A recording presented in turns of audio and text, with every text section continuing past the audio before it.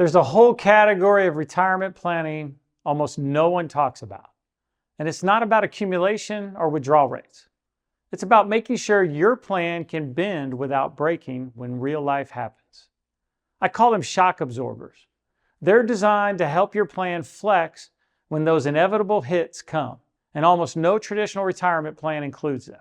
Welcome back. And if we haven't met, I'm Keith Demetriades, a financial advisor based in Pampa, Texas. I help people look at financial planning through a different lens, one that prioritizes life and then builds the finances to support that life. Today, I'm going to walk you through 5 specific shock absorbers that give you options when life takes a turn. We'll talk about how to avoid reactive decisions, create real flexibility in your plan, and expand your options when faced with a challenge. And if you want to dig deeper into building a retirement plan that works in the real world, I've got a free guide called Designing the Retirement You Want, linked in the description. Make sure you grab it. Okay, let's talk about these shock absorbers and how they work when life gets complicated.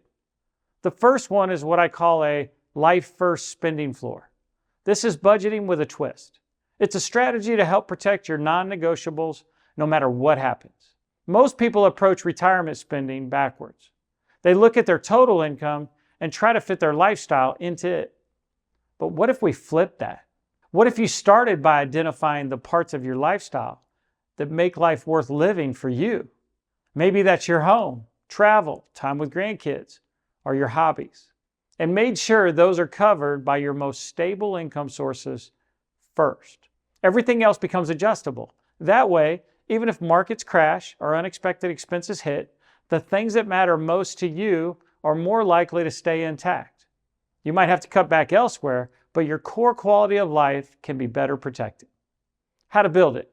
Start by listing your absolute non-negotiables, the things that make life worth living for you. Then add up what those costs annually.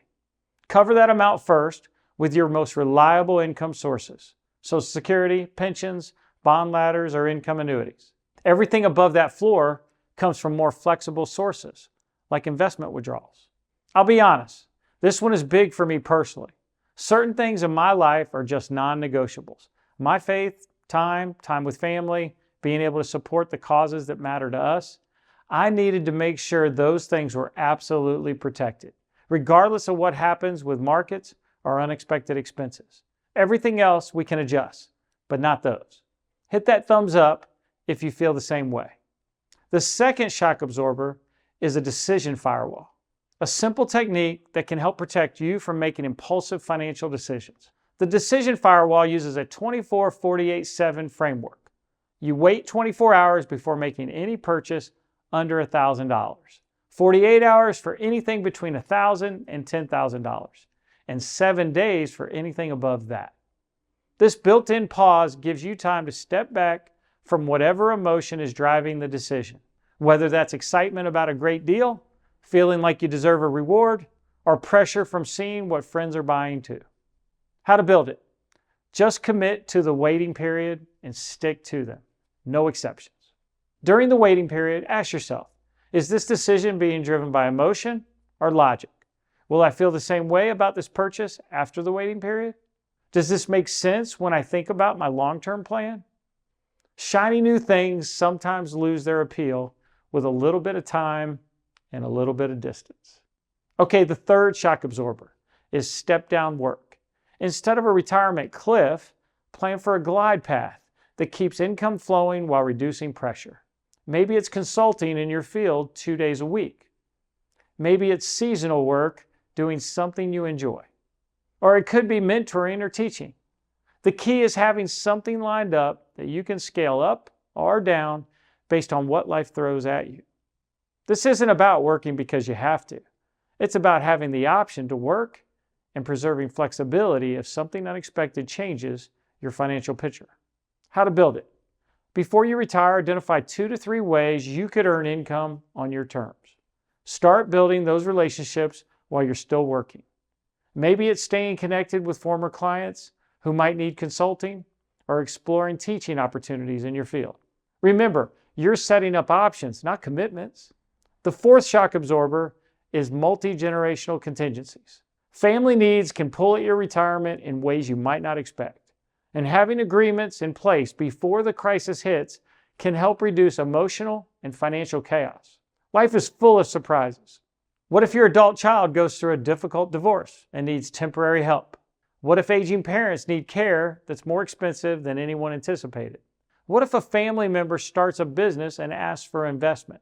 This shock absorber is about having conversations and setting boundaries when there's no urgency and everyone's thinking clearly. I'm telling you, having these agreements in place can help you support the people you care about while avoiding disruptions to your financial plan. How to build it. Have family meetings while everyone's healthy and stable. Discuss scenarios and set boundaries. How much could you help an adult child in crisis? For how long? What would trigger help for aging parents? And what are everyone's roles? Document these agreements so there's no confusion when emotions are high. You'll be glad you did. The fifth shock absorber is a pre-planned retreat list. This one's all about creating wiggle room in your housing costs. Your retreat list is 3 places you could comfortably live that would lower your expenses by 20 to 40% without feeling like a downgrade. You don't have to move, but knowing you could, if needed, can bring a lot of peace of mind because housing can be one of our largest expenses. Maybe it's a smaller home in the same area, a condo in a lower cost state, or that retirement community you've always thought looked nice. The key is researching and planning these options while you're not under the pressure. When they're planned retreats rather than forced moves, they can actually feel like upgrades to a simpler, more manageable lifestyle. How to build it. Research 3 realistic options. 1 local downsize, 1 lower cost area you'd enjoy, and 1 that maximizes cost savings. Visit them, run the numbers, and understand the tax implications. You're not committing to moving. You're just knowing you could, which can be very liberating. That's all 5. Which of these shock absorbers do you think would give you the most peace of mind? Drop it in the comments. I read every one, and they sometimes even spark ideas for more topics. And remember, these 5 safeguards don't require you to rebuild your plan from scratch. They layer right on top of what you've already built, giving you options and flexibility.